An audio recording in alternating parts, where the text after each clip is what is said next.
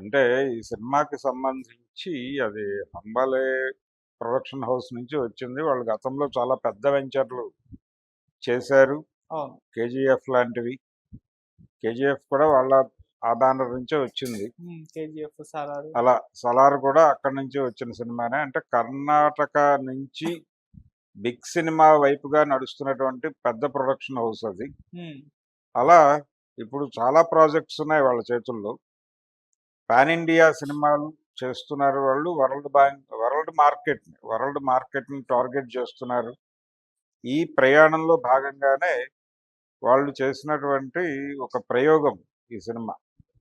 ఇది టోటల్గా అంటే మనకి గతంలో కార్టూన్ సినిమా అనేవాళ్ళు, కానీ ఇది కాదు. ఇది ఇంకా బిగ్ స్కేల్లో చేసినటువంటి సినిమా. యానిమేటెడ్ ఇలాంటి సినిమాలు గతంలో చూసాం మనం.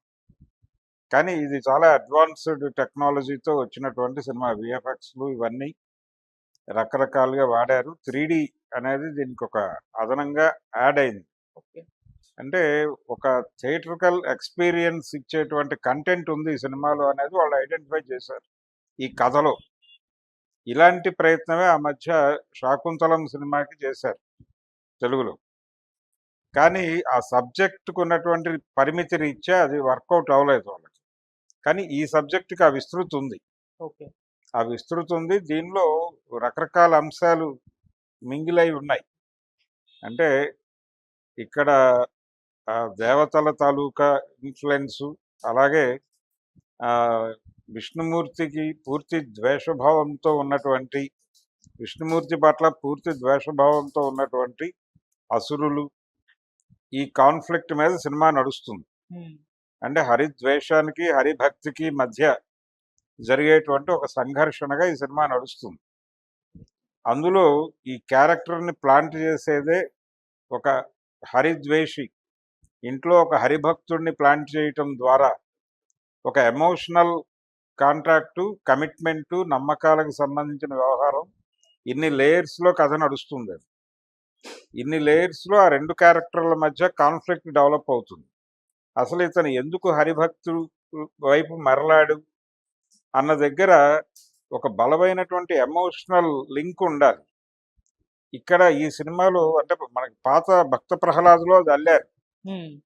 అయితే ఈ సినిమాకి వచ్చేసరికి అలాంటి కొన్ని ఏరియాల్లో కొంచెం డల్ అయింది సినిమా. అంటే అది జస్టిఫై కాల. అలాగే మిత్రులతో ఇతనికి ఉండేటువంటి కాన్ఫ్లిక్ట్, అంటే అతను స్కూల్ స్టడీస్, క్లాస్ రూమ్లో ఇబ్బందులు, అలాంటివి కూడా ఆ సినిమాలో బాగా వర్కౌట్ అయినాయి. ఇక్కడికి వచ్చేసరికి ఆ ఏరియాలో కూడా ఈ వీళ్ళకున్న పరిమితుల్లో నడుపుకుంటూ వెళ్ళిపోయారు సినిమాని. ఆ గురువులకు సంబంధించిన వ్యవహారం అది కూడా చాలా ఎంటర్టైనింగ్గా నడుస్తుంది భక్త ప్రహ్లాదం.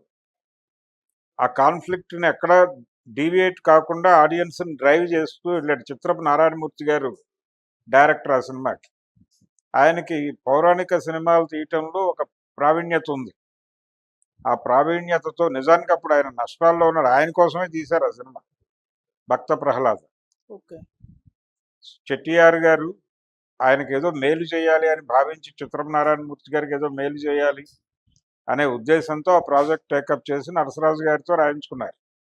అలా ఆ సినిమాలో రంగారావు గారి క్యారెక్టరు చాలా ఎమోషనల్గా ఉంటుంది. ఆ హిరణ్యాక్షుడి క్యారెక్టర్ చాలా, హిరణ్యకశిపుడి క్యారెక్టర్ చాలా ఎమోషనల్గా ఉంటుంది.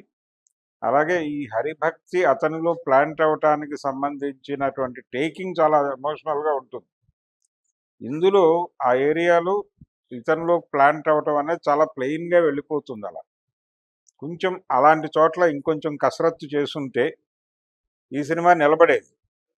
కానీ ఈ జనరేషన్ జనాలకి ఈ ఈ కథని చెప్పడం కోసం చేసిన ప్రయత్నంగా చూస్తే అది అప్ టు ది మార్క్ బాగానే కష్టపడ్డారు.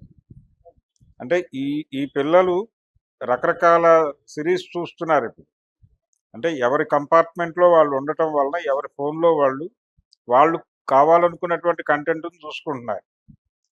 ఆ కంటెంట్లో వాళ్ళు ఎక్స్పోజ్ అవుతున్నటువంటి వరల్డ్ కామిక్స్ ఆ ఏరియాల్లో వాటితో రిలేట్ అయ్యే పద్ధతిలో ఇది ఉండాలి.